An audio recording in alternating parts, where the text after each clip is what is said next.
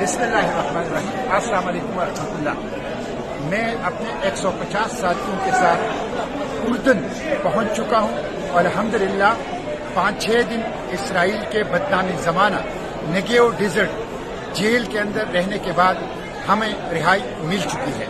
इस दौरान हमारे हाथों में हथकड़ियां डाल के पीछे बांधी गई, हमारे पाँव में बेड़ियां और जंजीरें डाल दी गई, हमारे आंखों पर पट्टियां बांधी गई, हमारे ऊपर कुत्ते छोड़े गए, हमारे ऊपर गन्स रखी गई और हमें बदतरीन किस्म का टॉर्चर किया गया। हमने 3 दिन भूख हड़ताल की अपने मुतालिबात के लिए। No access to air, no access to drinking water, no access to medication, no access to lawyer, किसी किस्म की चीज तक हमें रसाई नहीं थी। एक बदनामी जमाना जेल था, लेकिन अल्हम्दुलिल्लाह हम रिहा हो चुके हैं और फलस्तीन की आजादी की जिद्दोजहद जारी रहेगी। इस नाकाबंदी को हम तोड़ेंगे, बार बार इसके लिए जाएंगे, गज्जा को बचाने के लिए कोशिश करेंगे और जो जेनोसाइड के मुजरिम हैं उन मुजरिमों को कैफर किरदार तक पहुंचाएंगे इंशाअल्लाह।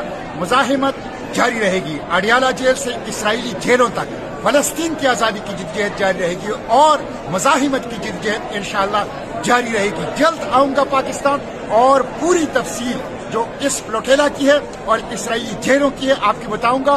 लेकिन अपनी इस जद्दोजहद को अक्सा की आजादी, फलस्तीन की आजादी, गज्जा की आजादी तक जारी रखेंगे। इसराइल के खात्मे तक हमारी ये जद्दोजहद इंशाअल्लाह जारी रहेगी। पाकिस्तान जिंदाबाद, फलस्तीन जिंदाबाद, पाक फलस्तीन दोस्ती पाइंदाबाद।